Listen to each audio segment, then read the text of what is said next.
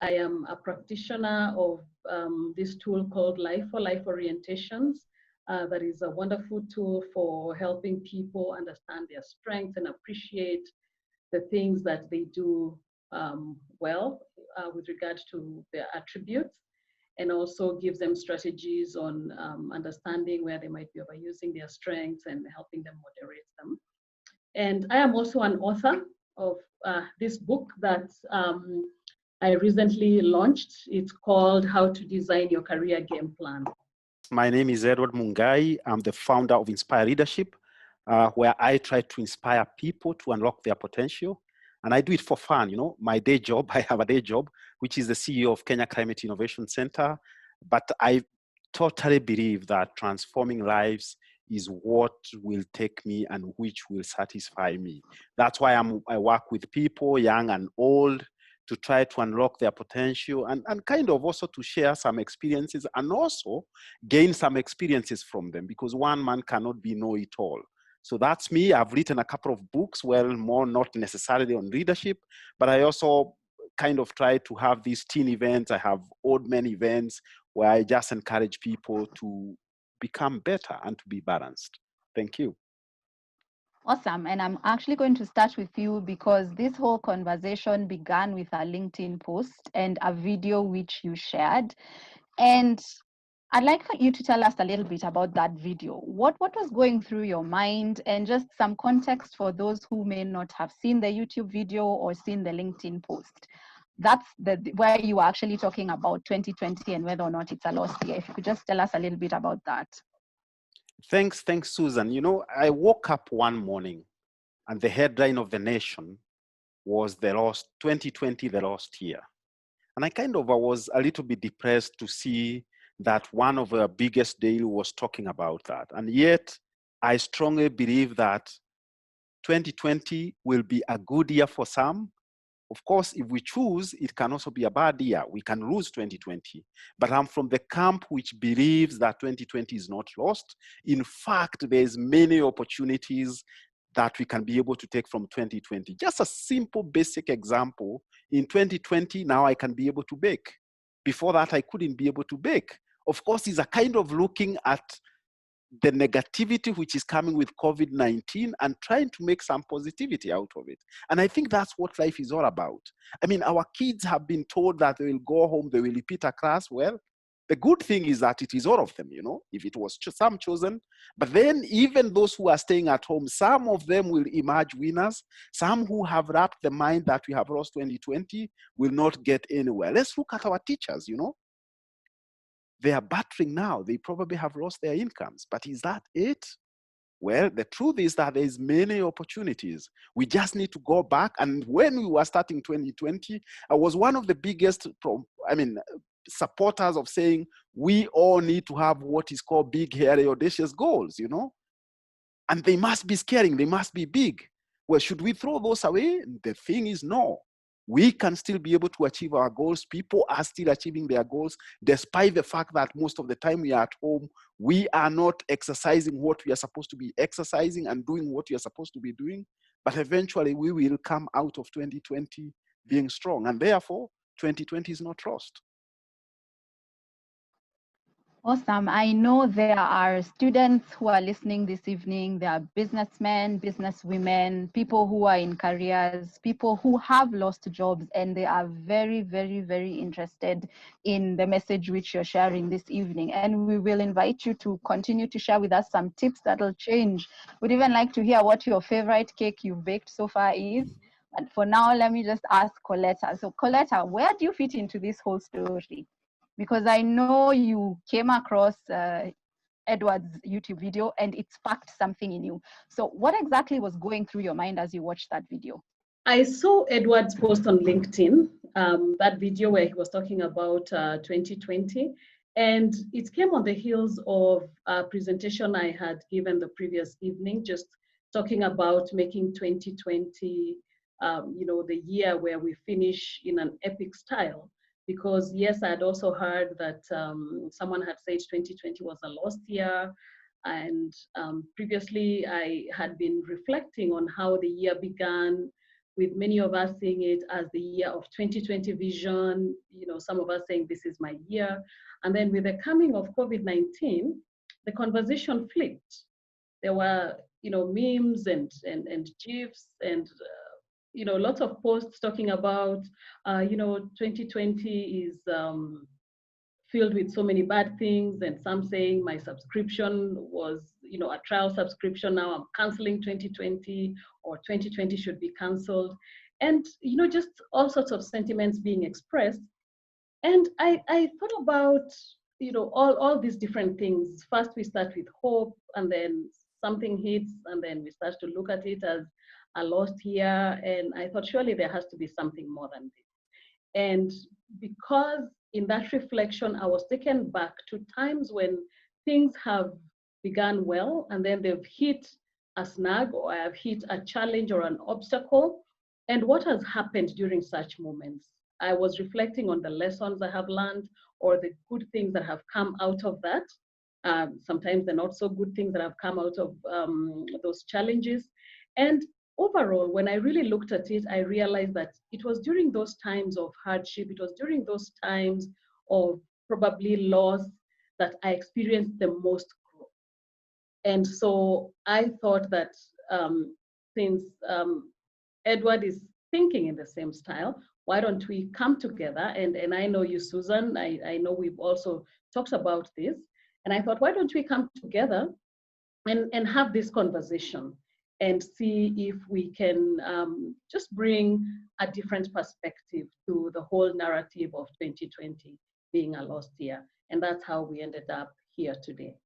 Great. Thank you so much, Coletta. And I'd like to take this minute to just hear from those of you who are joining us. If you could type in the chat box, is 2020 a lost year? What's your answer? Is it a yes or is it a no? And if it is yes, why? Or if it is no, why? Would like to hear that from you even as we continue this discussion. So if you could just type in the chat and let us know, is 2020 a lost year? Yes or no? And your reasons.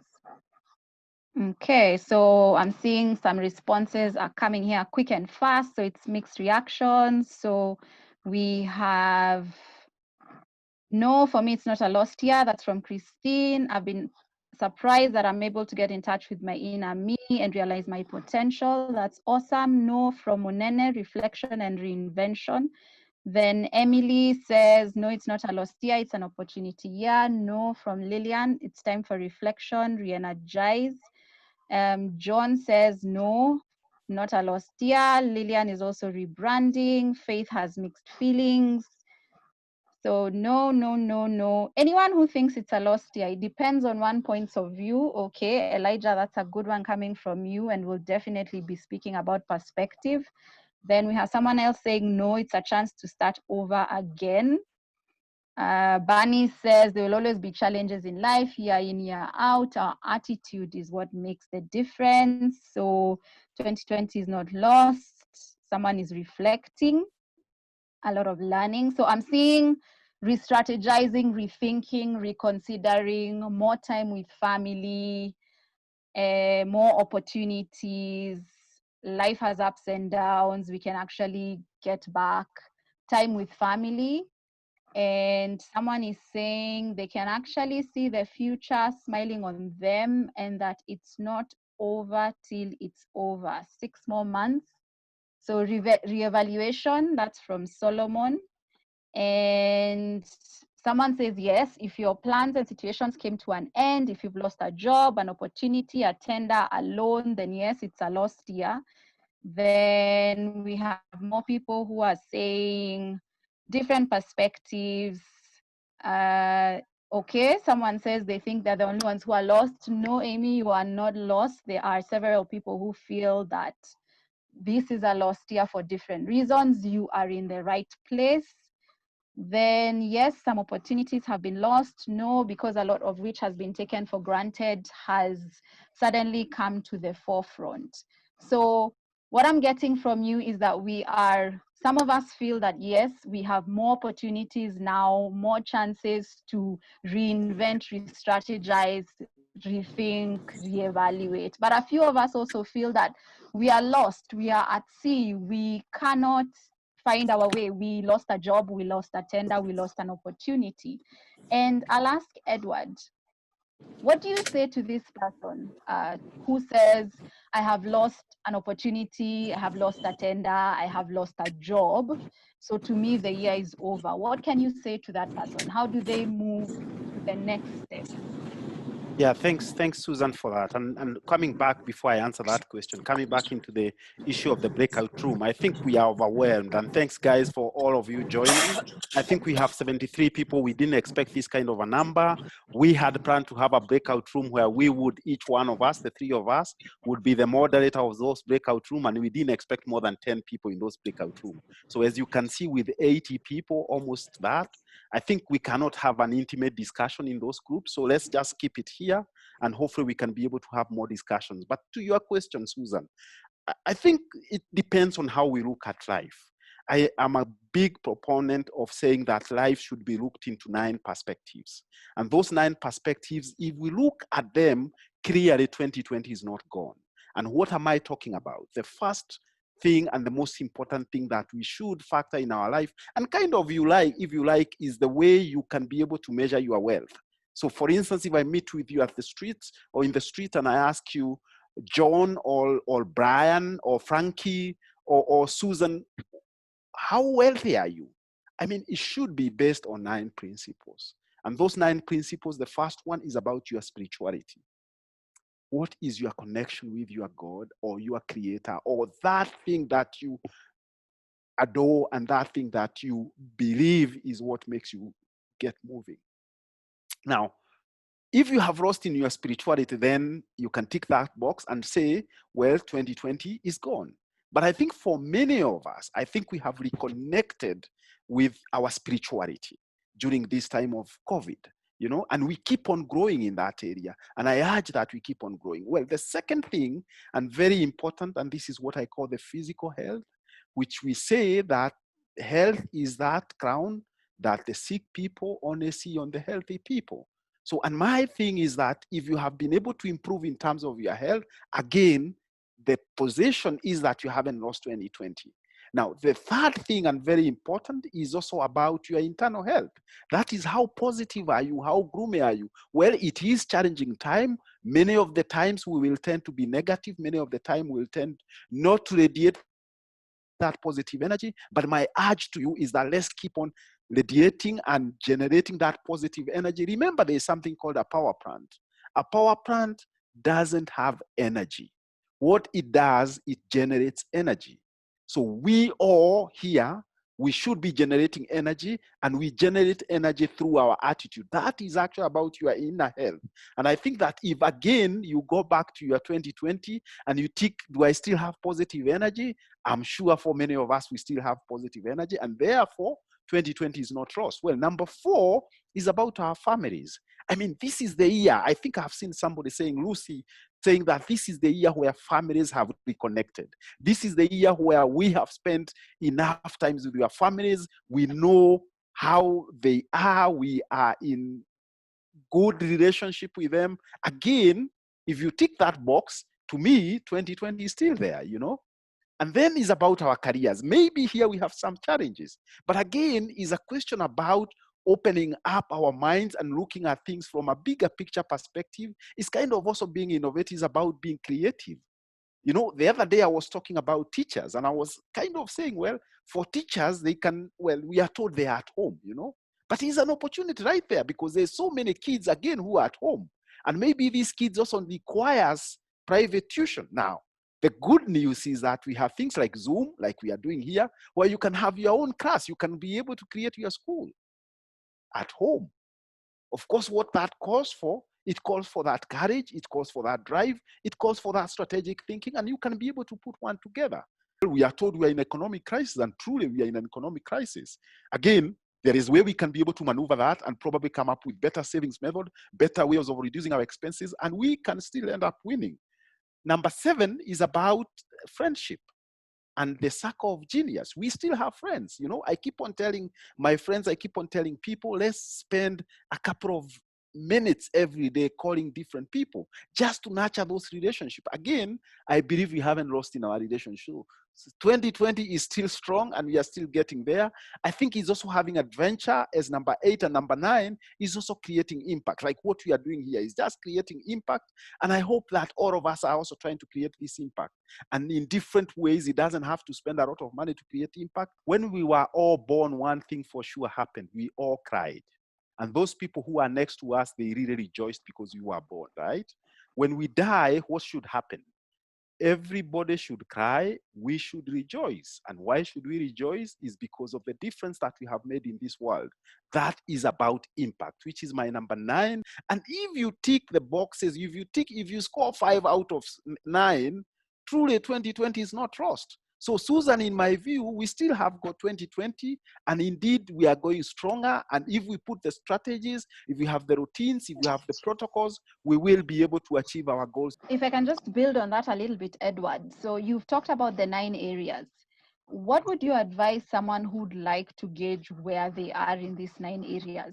What kind of questions can they ask themselves to tell where they are within those 9 areas?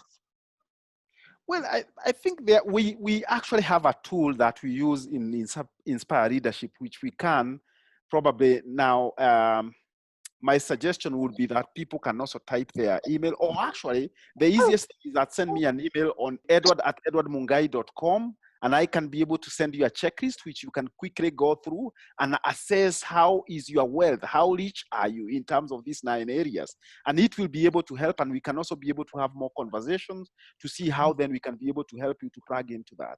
And if you can be able to measure yourself, and I said we can be able to give you the assessment tool that will help you to assess yourself, if you send me an email on edward@edwardmungai.com, so that then you can be able to know how wealthy are you in regards to those 9 domain areas. Thank you so much, Edward. That is a very impactful tool, I think, for someone to be able to self-assess and to be able to find some sort of balance. Because, of course, one of the things we've all found ourselves is off balance, because suddenly our worlds have collided. Our home life, our work life, our other lives have all come together, and we are struggling to find a balance. So I think that's a powerful tool to help people find sort of balance in their lives. And for those who were asking, Edward's email is in the chat. If you could just check the chat, we've put in his email address there. Reach out to him, ask him to help you with the assessment tools so that you're able to evaluate where you're in life. Now, the thing is, in your responses to the question of whether 2020 is lost or not, many of you have said it depends. So we had people who have half glass full, half empty, others saying it's a glass, others saying there's water or there's no water. So different perspective and different ways of thinking have informed our opinion about whether or not the year is lost. And I'd like to ask you, Coletta, for somebody to thrive in this season and beyond, what kind of mindset do they need to adopt? Thank you, Susan. So for someone to thrive in this season and beyond, for me, the simple answer is embracing the growth mindset. The kind of mindset that says, okay, I have hit a snag, or here is an obstacle, or here is a challenge. How can I deal with it? And what is it that I can do to overcome? The opposite of that would be the fixed mindset that says, okay, I was going this way, I have hit a snag, there has been an obstacle, that's the end of my journey, I can go no further. Where, one thing in terms of, I have this probably level of knowledge or level of intelligence, and it doesn't matter how hard I try, I cannot get better. Now, that is a fixed mindset.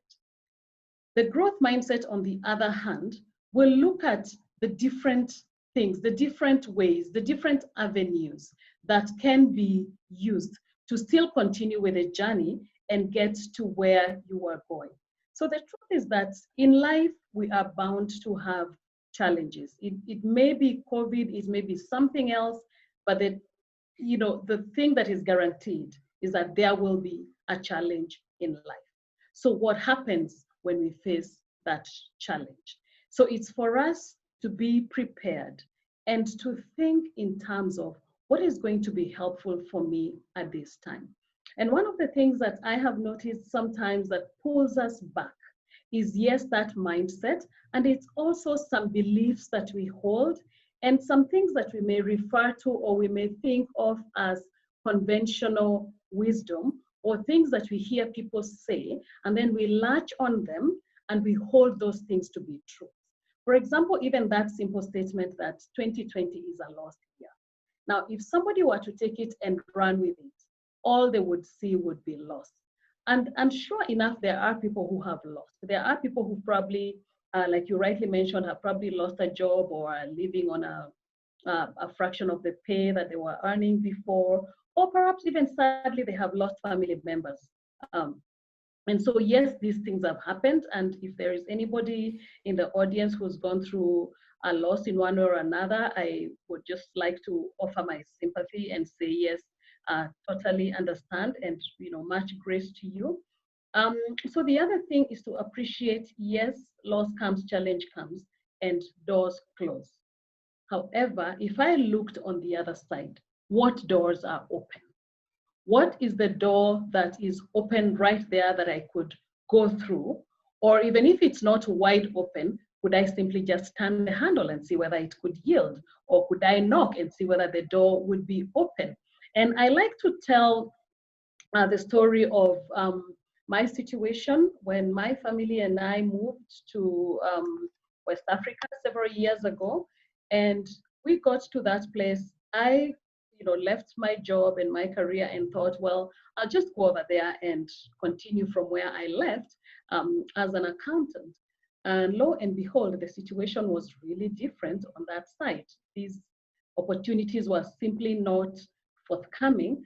And there were other challenges, for example, finding a work permit and different other issues of culture and stuff like that. And so it was difficult. And it was commonly known that it's really difficult to get a job as a foreigner, and it's really difficult to get a work permit, even if you did get a job.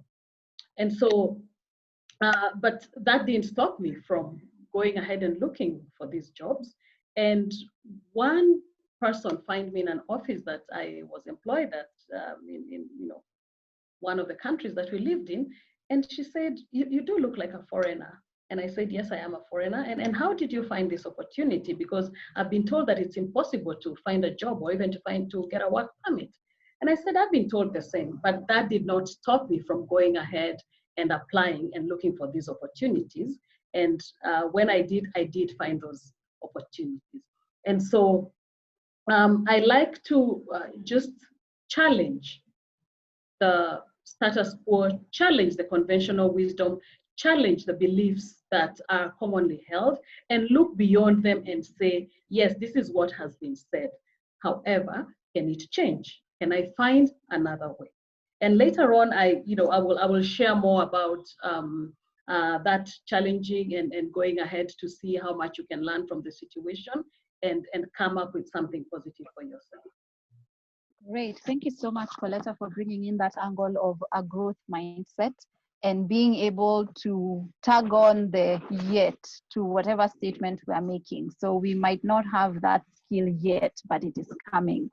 And that's a question which is on the minds of many business people this evening, Edward. And I'd like to just ask your thoughts around it. What's your message and what's your tip? How do people in business move forward? Seeing as you're the CEO of KCIC and you've also been the CEO and founder of Inspire Leadership, how do business people move on in this pandemic season? Because we've seen the reports.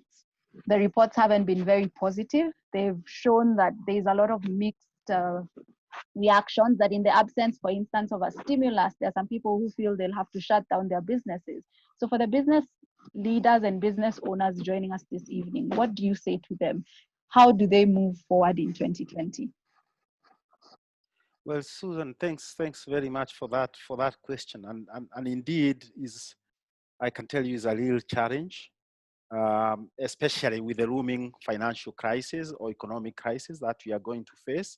But I think all is not lost, because there's ways and means that we can be able to reinvent ourselves. I think the worst thing that can happen to any business person or any CEO who is here, or anybody who have a small and medium enterprise, is to just sit there and kind of assume that thing will get back to normal as soon as possible.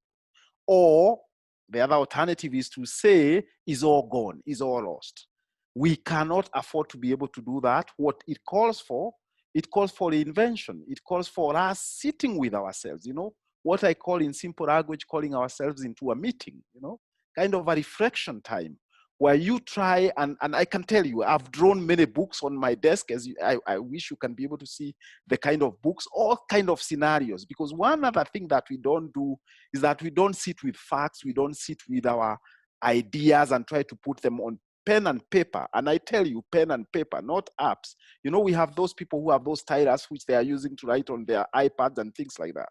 It is different when you write with a pen, because it stimulates your brain, things start flowing, because this is the time that we should spend writing things, and ideas, I can tell you, will come. And for those who haven't started exercising, it doesn't matter what kind of exercise it is. That's also a very good opportunity. When I'm running my 10 kilometers every morning, it is game time, it is inspiration time, and you are looking for ideas that can be able to flow, because the only thing, as I say, which can be able to help us to get out of this is getting many ideas and trying to put those ideas into action. I must tell you that those ideas will not necessarily bring money today, but it is better to start taking the small steps towards them. And what am I talking about? Just to give you an example, in my own business, which, well, Inspire Leadership. Let's talk about Inspire Leadership. I'm having a lot of conversation with the team almost on every 3 days, kind of reinventing and trying to think, how can we be able to deal with these situations? And of course, there are very good ideas which are coming, and we are not sitting and waiting. So my take is this, that we have one biggest tragedy as human beings. We do not spend time reflecting on our issues. If you are a businessman, if you have a career, please spend at least half an hour every day thinking about your, what do I call it, with your vocation. What is it that you're doing? And it's kind of generating ideas, because the other day I can remember about 7 years ago when I started running KCIC, and we had about 15 people working there. And one morning in a management meeting or in a staff meeting, I remember very well telling them that the biggest problem with us is that we don't think. Well, my God, that was a big mistake, because first of all, I was translating, as you can tell from my name, I'm Mungai. I was translating Kikuyu into English. And basically what I wanted to say is that we don't spend reflecting on issues. It's not about thinking. We all think, right? It's about sitting with issues and trying to see what are the options, what are the alternatives. And I tell you, if you start reflecting, spending that half an hour every day, business people, you'll come up with amazing ideas that you have never seen. And truly, this is the only thing we can do now, unfortunately, because the economy is crashing. We cannot go anywhere. We have to stick at home. It is game time and about strategizing time. In simple, out of that strategizing, you will get brilliant ideas, and they will flow, and they will help you improve your business. That's my take. Reinvention, reflection, introspection is what you're saying, that our business people, and even I think all of us who are in the room in general, will need to take some time to weigh A, B, and see what our options are, or see where we can pivot and change the direction in which we are headed. And I think that's a question on many career people's minds this evening. So I have been doing a job as an administrator at my workplace, and I've been told that the company is now shutting down and I find myself jobless. I was just beginning a career, and now I feel like everything has stopped with no hope and nothing in sight. And Coletta, what would you say, because I know you do a lot of career coaching, what would you say to that person this evening who's saying, how do I move forward? How do I then find another job? Does it mean that if I'm in hospitality, I should completely change my industry and move into an industry like healthcare, where possibly post-COVID there shall be jobs? What's your take on that? Thank you very much for that question. So how to address job-related challenges? First off, I would say that, yes, there is a difference between a job and a career. Now, if you suddenly find yourself out of a job, and you do need that job to put bread on the table, then the common sense thing to do would be to start finding another job so that you are able to meet certain needs, all right? And what about with regard to switching, for example, from one industry to another in search of long-term opportunity? Now, I would say that at this point, it provides a very good opportunity to really evaluate the path that you are on. Is this the path that I feel makes the best use of what I have with regard to my talents, with regard to my experience, with regard to fulfilling me, looking at what is it that I need from a job or from a career at this point in my life. So it offers a wonderful opportunity for reflection and for doing different evaluations and analyzing and then deciding which way to take. So if you find that a door has closed on the industry that you are working in, and you are wondering, should I, for example, go into another industry? The different factors that come into play are really very personal. And so it will depend on what you feel you need. And my advice would be evaluate it holistically from the perspective of what I call your game, all right? And here when I say game, I mean, what are your gifts? What are your talents? What are your endowments? Those things that you have that you feel, when I am in this area, I work best. I can do my best work in this area, all right? And then what attributes do I carry that would make me suited for work in this area and perhaps not this other area? What are those attributes that are in demand in a certain industry that I am eyeing, or in a certain place that I feel this could offer opportunities for me? All right, so evaluating this and looking at what is needed vis-a-vis what I have. And then very importantly, think about my motivation. What is it that this job that I am eyeing or this career that I'm looking towards pursuing, what need will it be meeting for me? What questions will it be answering for me? What's the intrinsic motivation? What's the why that I am trying to fulfill by looking at working in this area? And then finally, what experience do I have? And when we speak about experience, think not just in terms of the work experience that you have gained doing different jobs or doing a certain job, but also things can be transferred from one area to another. You could be working in the hospitality industry and you are thinking perhaps of going into medicine.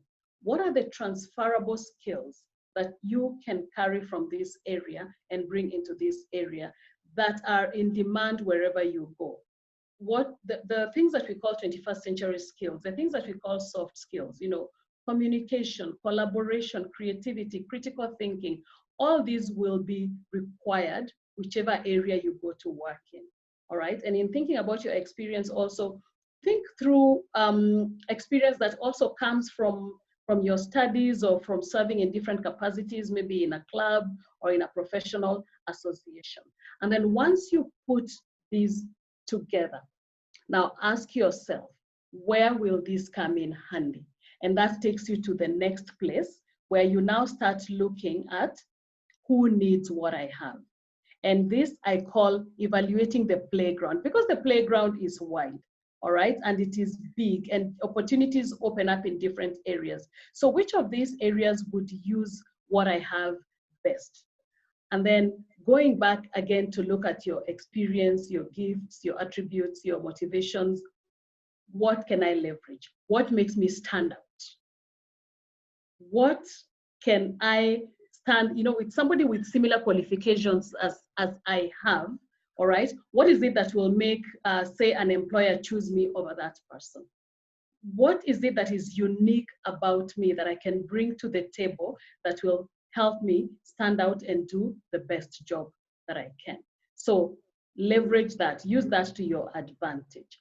And then the other thing is to find ways to articulate your value proposition. It's one thing for me to say, oh, I am a very good accountant. I have worked for 20 years and now I want to work in this organization. But the thing is, how well am I able to articulate this in a way that answers to the need of that organization? All right. And then finally, nurturing all these experiences and all these attributes that I have, nurturing them so that I stay sharp on the job. I stay sharp, looking out for climbing the ladder. There is growth that is required on my part. How do I nurture myself and ensure that I stay in a position to offer my best work? And so if you think about what I just said, it very aptly describes the title of this book, which is Your Game Plan, Your Career Game Plan. Your gifts, your attributes, your motivation, and your experience, and then going further to look at where you need to apply them. That's your playground, leveraging what you have, articulating your value proposition, and nurturing it. Now, once you put this together, you're able to put yourself out there and harness the opportunities that come your way.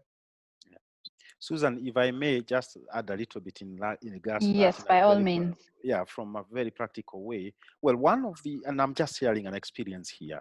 One of my people, or the people that I'm coaching around this time, is somebody who have lost a good job in one of the media houses. Now, this gentleman have kind of expressed to me how devastated he is. And from the conversation, he ended up telling me that, remember, as a coach, your job is asking questions. He's not giving solutions. He's about giving, well, he's asking questions. And he told me, and that was very powerful, that he will probably go and sit for 2 months and kind of reevaluate, reinvent, and decide what are the best options for him. Because then obviously there's a big challenge, guys, that you have lost your job, and then the next thing that you want to have is another job. And it doesn't matter what kind of a job it is, you know. And I tell people there is something which I call the career rotary, which is made up of 3 things. It's about joy, it's about money, and it's about flow. What am I talking about? Any job that you take, my friends, must be able to give you joy. You must be happy. It must be passion. You shouldn't be forced to do it. The second thing is, of course, it should be able to give you a little bit of money or some financial stability. Sometimes you'll find that you have a job which gives you a lot of joy, but unfortunately doesn't give you money. Is what I call a starving artist. Because then you are so good with what you are doing and you are so happy, but there is no money in your pocket. Of course, the thing number 3 that also is very important is what I call the flow. And the flow is where you are engaging your brain and you are using that what you know. And the moment you combine those, look at them as circles.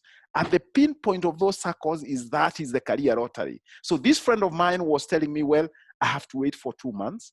And I kind of reflect, and he said, I'm not going back to a media house, I will be able to recreate myself, reinvent myself, and I'll be able to do something different. And this is what it is calling for, guys. Probably if you have lost a job, well, don't look at it negatively, my friend, because this could be your opportunity. Remember, also, COVID have shown us many things, both bad, but also very positive things. I mean, who knew that we would have this conference with almost 100 people and having a conversation? We thought that this is foreign. Now, you can be able to do many things on the internet. You can be able to do many things by the power of the internet. What you just need to do is to sit yourself, call yourself for that meeting I talked about, and I tell you, my friend, it will be different. Of course, it doesn't take 1 week. It doesn't take 1 month.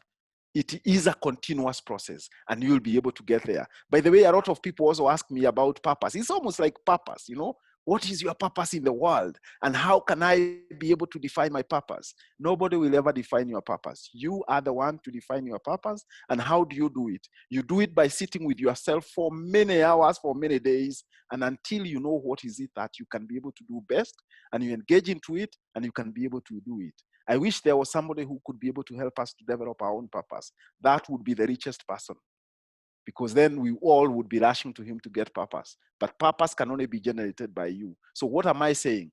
Again, if you have lost job, if you are thinking, if you are looking into seeing what is best for you, you have to spend time with yourself, my friends. Put it on your calendar, put it on your planner, because you must have a planner, and decide that specific amount of time will be spent reflecting on things. And at the end of it, my friend, you will be happy. Thank you, Susan. Thank you so much. And as we prepare to take your questions, which you can type in the chat as we continue, Edward, I'll just ask you a follow-up to that. So we've talked a lot about opportunities and the fact that the opportunities are there. We just need to change how we think about it. Where do you see these opportunities opening up? If somebody here is stuck and they're wondering what they can even begin to consider, what can you tell them? What is an opportunity that you see and you can share with the group here that they can look into or think about? Because again, we also know there's people who will hear and not do, and yet there are those who just need to know where they can begin to look and they run with it. Yeah, Susan, and that's our biggest problem, my friend, because I mean, we get things, but we never do them, you know. We have a session here, which is a fantastic session. In fact, I've seen my team have put the 9 domain areas of life booklet on there. You just need to put your email and you'll be able to receive it automatically. You know, there will be many things you'll find in that booklet, but then we don't apply them. And that is nature of us, you know.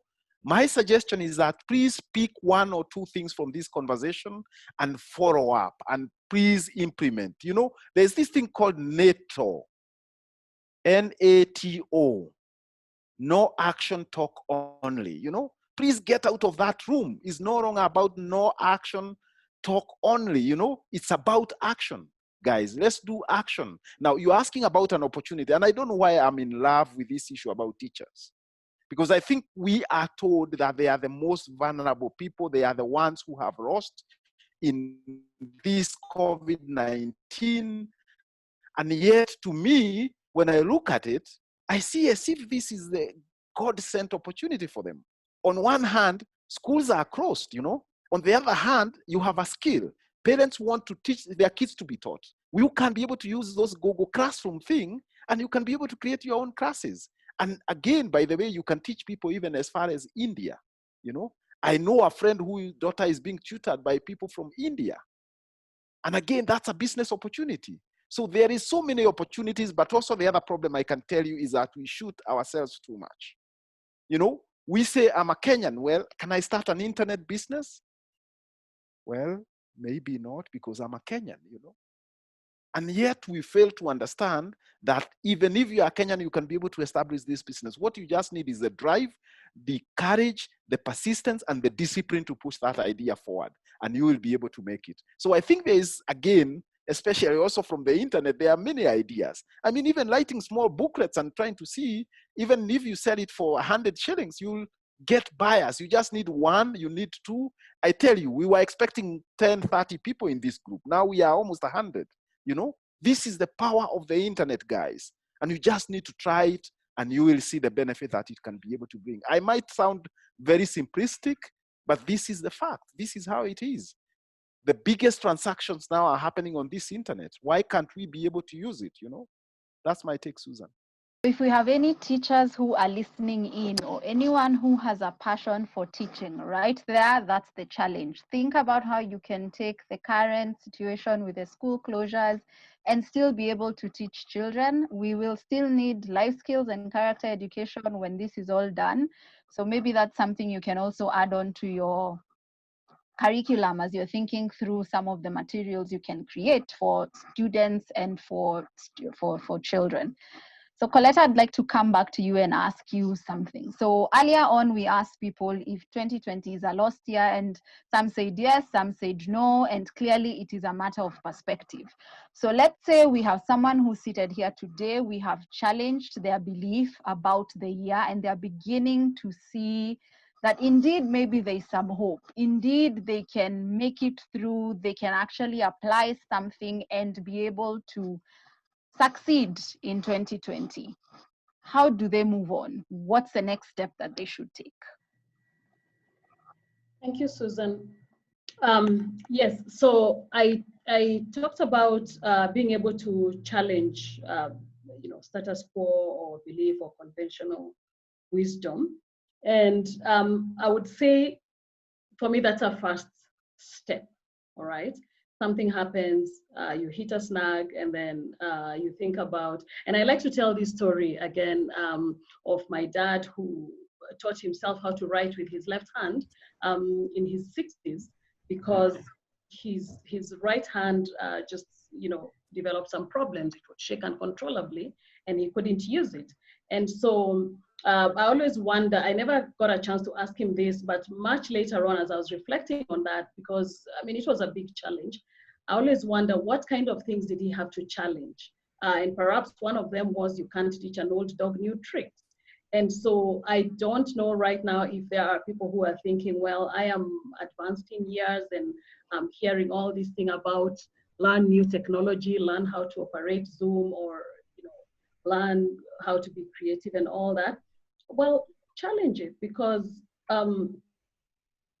we might know that you can't know new tricks, but this old dog doesn't know that. So it will just go ahead and learn what it needs to learn, which brings me to the next thing that I like to think of when I think about moving forward. So when you challenge that status quo or that belief, learn whatever it is that you need to learn about the new space that you find yourself in. So yes, we are in a COVID season, and before COVID came, we had been talking actually for a number of years about, the 21st century is here, the fourth industrial revolution is here, and we need to learn 21st century skills. We need to be fit for the 21st century workplace. Well, here is COVID-19. It has actually accelerated all these things that we need to learn, because it has brought the need, it has shown us that we do need to be very adept at these things. And so what do I need to learn to help me not just survive, but thrive in the new space that I find myself in? What do I need to learn about the opportunities that present themselves today that I can latch on so that I can thrive tomorrow? And so we talked about opportunities, and there's a comment that Edward, you made earlier on about, our purpose, understanding our purpose. And if there was someone who's able to help us grasp our purpose, then that person would be very rich. Well, the thing is that the questions about purpose, only I can take that time and really interrogate my why to understand what my purpose is. But then coaches do help a lot in this regard, because they come in now and start to ask you questions that help you really, really think about yourself, that help bring out those things that are submerged in that iceberg that is you. Help you to really think through these things and bring them to the core. What are your patterns? What are your beliefs? What are your motivations? What are the things that really, you sing about, you dance about, you cry about, you laugh about? And hence, in this process, you're able to navigate and evaluate and get to understand what your purpose is. So challenge and learn as much as you can about the space that you are in, and even about yourself, understanding what makes you tick. There's a lot of learning that we need to do about ourselves, the process of self-discovery. Then the other step is to accept that, yes, there are things that you totally have no control about. There are things that have changed, and there are things that you cannot do anything about. So that acceptance is really important. And once you have accepted, then respond appropriately. And responding really means looking at what's in my circle of concern that I can totally do nothing about. Hand them over to the higher power. If you believe in God, hand them over to him and help you sort them out. And if these are things that you can do something about and need to do something about, then move them over to your circle of influence and, do what you need to do. If you need to learn a new skill, find out, do I need to go to school for this, or do I need to get training for this, or is it, working to get skills on the job, or is it hiring a coach? All right. So respond in the appropriate way, and then invest. It's, all this moving forward, all this changing, all this looking at what I need to do next may call for investment. It may be your time that you are, being called to give so that you can learn something. It also may be money or other kind of resource, investing in relationships so that you are able to procure the tools and the knowledge that you need to move forward and to thrive in the new space. So I for invest. And then there is teaming up with people of like mind. Now, teaming up, nothing exemplifies this better than what we are doing here today. Earlier on, when we started this session, we talked about, how we all got together to come and bring this session to pass. What we did is that, we sort of listened and observed and got to know what each other thinks about this whole idea of is 2020 a lost year, and we teamed up so that we could organize this forum and bring people together. So what does teaming up look like for you in the space that you're at? If you are a lone teacher and you want to, for example, teach life skills, or you want to teach character development, or you teach home economics, do you know other teachers like you with whom you can come together, team up, and then harness these resources that you have and bring in children and teach them? What does teaming up look like for you? And then after teaming up, yearn for development, the kind of development that stretches you, not just increasing knowledge and increasing skill, but the kind of development that allows you to build your capacity to do more. So in those words that I have spoken, if you look at it carefully, you'll realize that it actually forms the word clarity. Okay, which makes it easy to remember. So challenge, learn, accept, respond, invest, team up, and yearn continuously for development and for self-improvement. So that is, my little formula for just helping myself to move forward, and I believe it can help you too, if you just take the time to think through it and to put the different aspects in place. Thank you, Susan. Yeah. Susan, just to add on to that. So, go ahead, Susan, go ahead. For Go ahead. interrupting you. I think I can see, well, of course, Bernice was asking a question about coaches, and I think that's a brilliant thing that, Coretta, you have addressed. I think there is, I personally, 7 years ago, I didn't believe in this whole idea about coaches. But now I'm a coach and I can see the difference that it can make to people. So obviously I can't be able to put more words into that. Of course, is an interesting, but I think what I want to add to that is that we require a support group.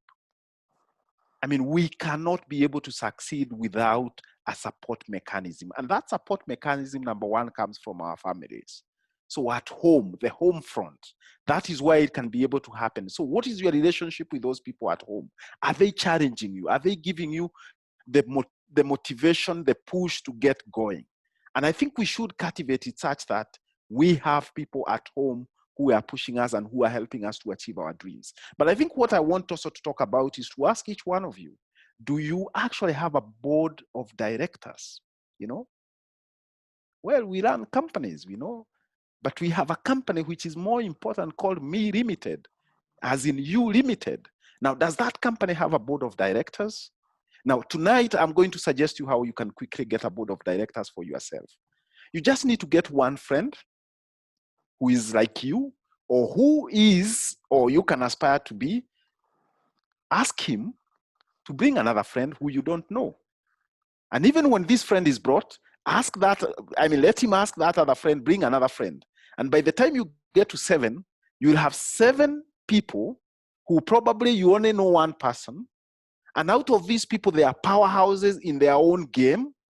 And then you keep on meeting with them every month, either on Zoom or physically. Of course, now I can't advise physically. And let them become your accountability buddies. And make sure that you meet every month is what I call a mastermind group.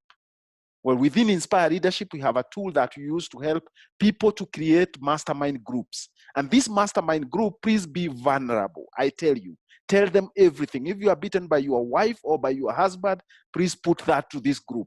Let them give you solutions. Let them advise you. If you are struggling with your business, put it to them and be vulnerable, my friends. And I can tell you the kind of value you can be able to get from that. I have had a mastermind group for 7 years. and I will never go back again. I think I will grow old with these guys, and every month we meet for breakfast at 6:30, the first Friday of the month, and we just discuss things which helps our lives. And we are accountable, we are vulnerable, and that's how you can be able to succeed, my friend. It's a real support mechanism. So if you don't have one, please take this as one of the way forward. Take this as an action. Remember, we are no longer NATO. We are people of action. Thank you, Susan. So Edward, if I can just build on that, because one of the questions I know that's on people's minds and it's been posed is, what are the money management lessons or tips that we can take away during this COVID season? And I think one of the things about having accountability is also being able to be open and honest about such things. So for someone who's wondering what they should do in terms of money, so I need a job, so do I take any job? I'd like to still invest while trying to survive. So what can you say to that person? I think, Susan, for me, well, I don't want to say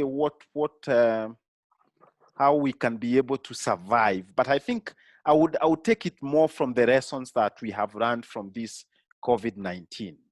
One is about savings, guys. What COVID-19 have taught us is that we need to figure out a model how we can be able to save. Of course, to save, it means that we must be able, obviously, to get those shenanigans, you know? Having 2 cars, maybe it doesn't make sense. Like now, probably families are only using 1 car because anyway, we are not traveling too much. Having so much other things, we just need to live with the minimum that we can be able to have a comfortable life. And everything else, guys, let's put it into savings. Because we have seen, I think one person said, this is not the last pandemic. Well, this is not the last crisis we are seeing in our life. Probably there will be more crises.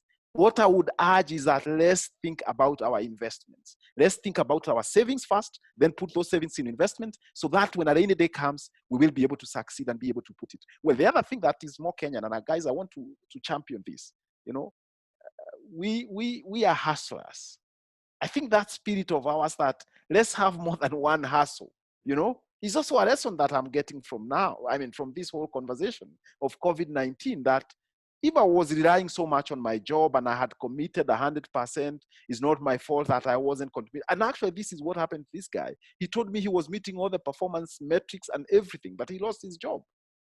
Well, not because he wasn't performing, but because of the situation. But fortunately, he also had a side hustle. So guys, I'm also encouraging us, let's think about these side hustles that we can put on the side, which then can also be helpful during the rainy day. And please count it as an investment, count it as a saving, you know, because you are moving money from one point to another investment, because these are the things which I think will be able to help us. And also let's not, remember on my 9 domain areas, I talked about money being number 6. Let's still focus. Money is just a means, is not an end. Unfortunately for many of us, especially where I come from, which is Central Kenya, we actually value money as the end. Money is not the end. Money is just a means. And if we treat money as a means, then all these other things, 5 things that I talked about, your physical health, your spirituality, your family, your career, those will thrive. And if they thrive, I'm sure we can be able to handle all types of crises. I know there is a question about mental health, and I know we will come back to it. And Susan, so that's my take. Thank you so much. I'll have Collector actually take that question on mental health. So Collector, Elijah had said, those who are suffering depression are the ones that then lose traction and focus, and one must overcome this before the things we are discussing are possible. And that's changing, introspection, and just becoming a person of action. So he asked, what are your views on mental health and how can we help those who are listening? Thank you very much for that question, Susan. And I would like to pose a question. When you have a stomachache, for example, or when you have malaria, or when you have a backache, what do? You can type in the chat, you know, tell us what it is that you do, or, you know, if you want to take that, Susan, you can, and then I'll continue from there. If you want to like answer Well, someone says they see a doctor, someone else says they do malaria queen, self-medicate. If symptoms persist, they see a quack. Someone lies down and gets some ointment. Mhm.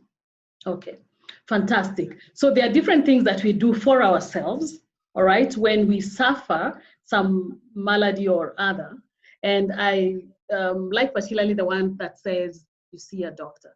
So when you have something to do, with a mental issue, please seek support, seek the support of a professional, because this is not, I don't find that it's a disease that's different from any other disease that we suffer in our bodies, in the sense that we shouldn't be ashamed of saying, I have this challenge and I need the support of a professional in this area. So that would be the first thing I would advise to do, because the mistake that we make often is to see it like a taboo thing or like a taboo subject or something that we should not talk about or bring to the fore. Yet it's something that can actually be debilitating. All right. So that would be the first thing I would say. And then on top of that, with the help of a professional in that area, also seek to find different ways to support yourself, positive thinking, different habits, keeping fit physically, eating healthy, getting enough sleep.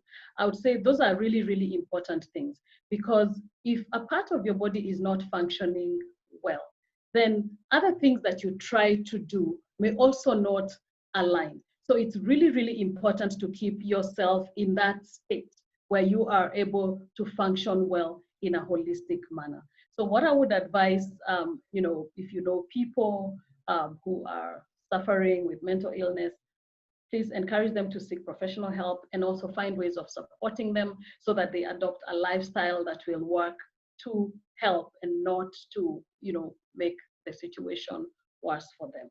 And then also we shouldn't discriminate. If somebody has a mental illness, it's an illness like any other.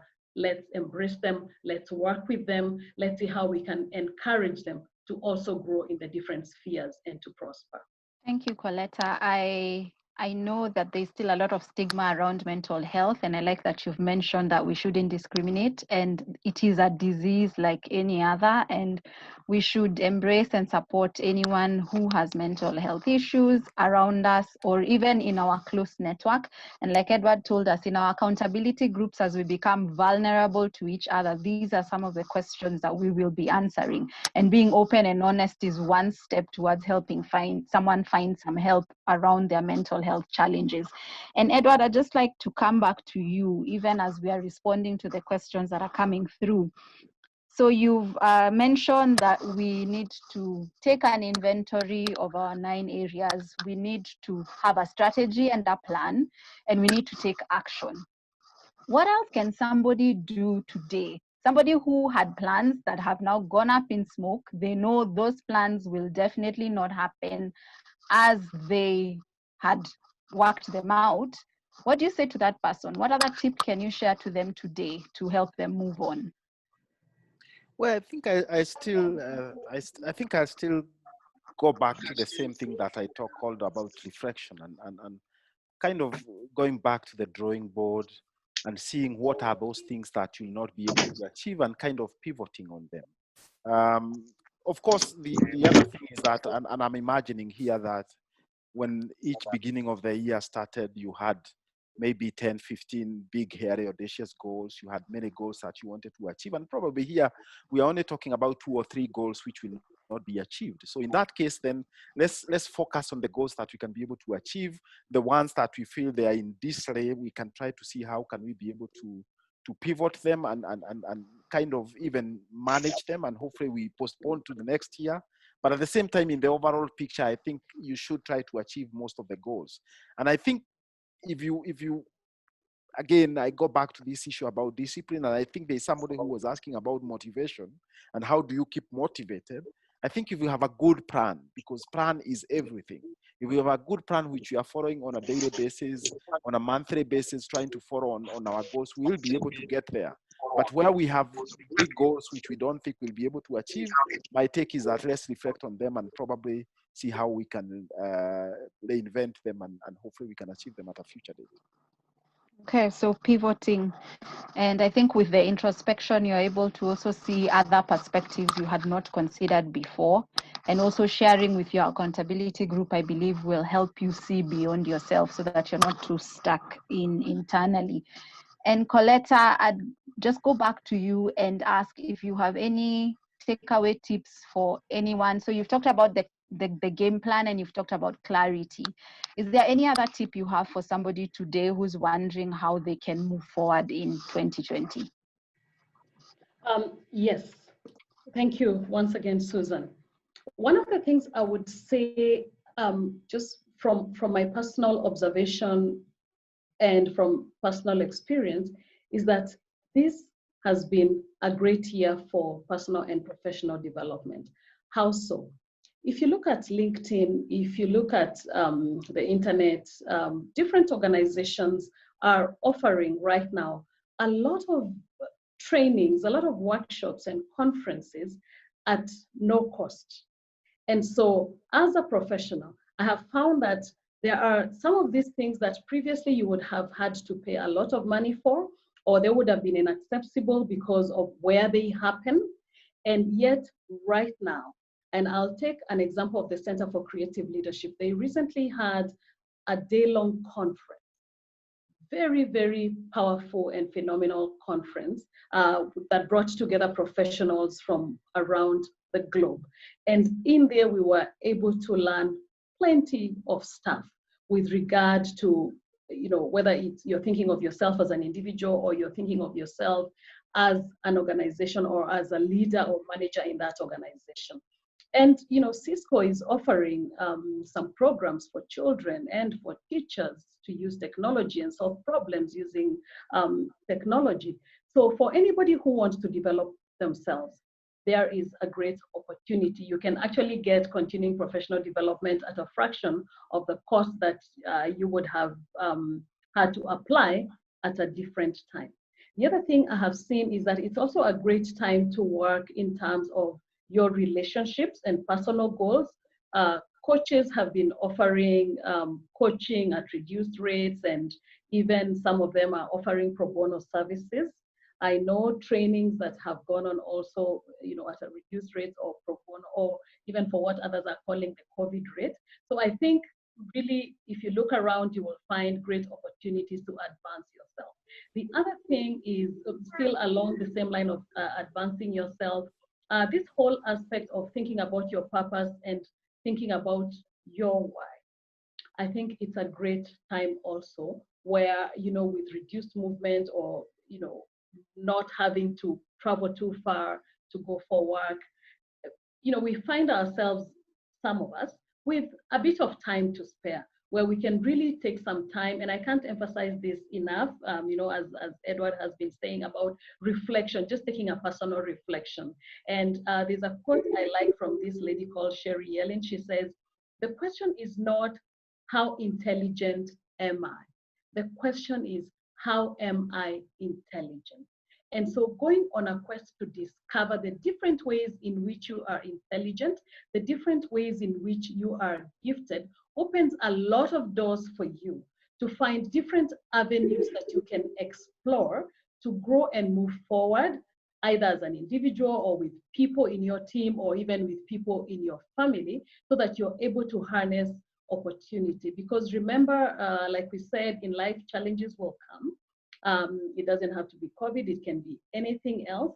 And just being prepared to handle whatever comes your way, being prepared so that you can bounce back and so that you can take the lessons is always really, really important. So for me, it would be take advantage of the different opportunities there are there, out there to develop yourself, to develop those who are close to you, and to introspect and achieve self-discovery so that you can move forward in the line of your purpose, and so that you can get, engage yourself in different things that are going to use up the different intelligences that you have, the different giftings and the different experiences that you have to make an impact in the world.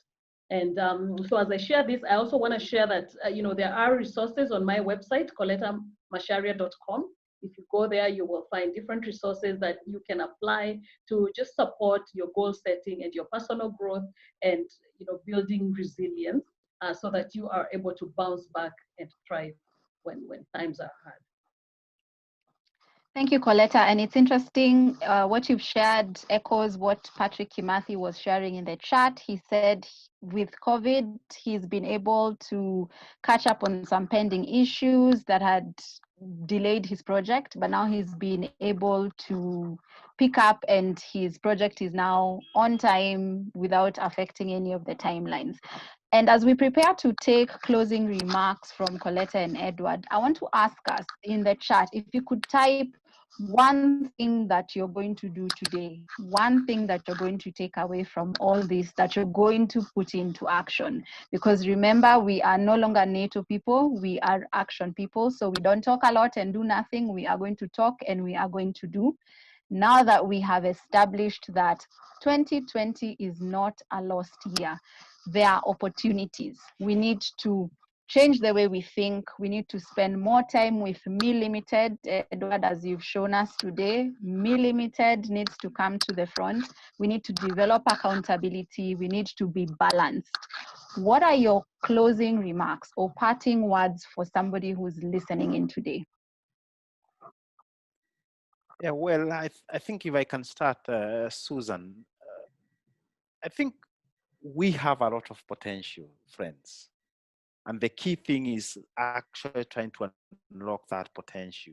As I said, we shoot ourselves too much. Let's go out, let's figure it out. Let's spend this time that we've got at home and spare some hours where we think about ourselves. We think about Me Limited, and the outcome of that, I can tell you, will be amazing.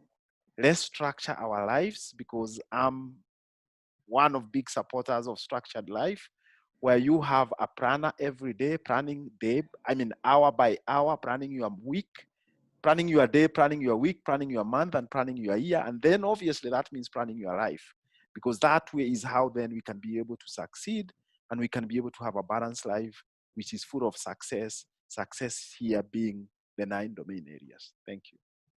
Thank you very much. And if I can just read the comments, Me Limited, Edward, is the new catchphrase today. So there's been a lot of everyone saying what they're taking away is Me Limited. Others are going to start on their side hustle. A lot of people are also saying they'll self-reflect, they'll develop ideas, they will scale down if they need to, and they will get accountability. So thank you so much for sharing those tips. Coletta, over to you. Parting words or parting remarks. Thank you, Susan. I'll go back to what I said. The question is not how intelligent am I?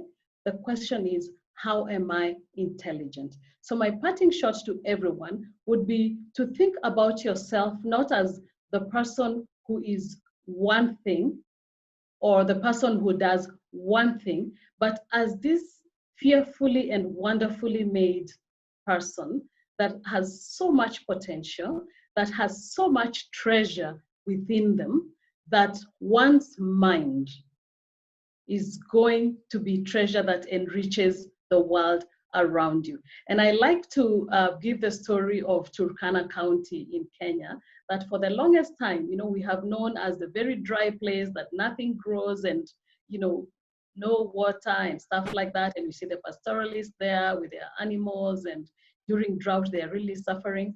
Well, the thing is that we looked at Turkana in one way for a very long time, until just over 10 years ago, when we learned that, wow, there are oil deposits in this place. And it's actually a very, very rich place. And so it's not that for land to be considered valuable, it has to be land that one can farm. And so we are all endowed. We may not be endowed in the same way, but we are all endowed in different ways. So in which way are you endowed? What is the treasure that lies inside of you that you can actually mine, dig for, and just appreciate your wealth and share that wealth with other people. For more about that, I would say do get a copy of my book, How to Design Your Career Game Plan. It's available from Raffle Books. I'll put the link here shortly. And it's also available on Amazon.com and Barnes & Noble if you prefer the ebook versions. And let's continue engaging, and please go out there and be awesome. You have a lot of treasure within you. Thanks very much. Wow, that's all I can say. Ladies and gentlemen, as we come to the close of this session, I want to thank you so much for your participation, for your questions, for your insights. And I want to thank Coletta and Edward so much for sharing their wealth and wisdom and their nuggets. Whether we're in business, whether we are looking for work, whether we're in transition, there is hope for us in 2020. We need to rethink our current skills. We need to rethink our intelligences. So simply because I am not book smart doesn't mean I am not music smart, meaning I could use music to make my career rather than trying to pursue a career in maths. That's what Coletta is telling us. At the same time, Edward has shared with us that we need to become people of action. So for all the notes you've taken today, I encourage us to go a step ahead and actually put it into action. Share what you have shared with us this evening on the groups. For those of you who said you'll review your priorities, ask someone to hold you accountable. For those of you who have said they will pivot and they will scale down their goals for the year, ask someone to hold you accountable. That is the only way we will continue to thrive and we will continue to succeed in 2020. So 2020 is not a lost year. No matter what it looks like, we can move forward. We will move forward. Remember to reach out to Coletta or Edward on their websites. They have shared their links on the chat. You can find me on LinkedIn. I am more than happy to connect. Just make a reference to this event. And somebody asked, when are we going to have the next one? We will definitely let you know when we will have a similar session. In fact, you can tell us in the chat what you'd like us to talk about next time, and we'll be happy to have such a session again. So Coletta, Edward, thank you so much. Thank you so much, everyone, for joining us this evening, and have a good rest of the week.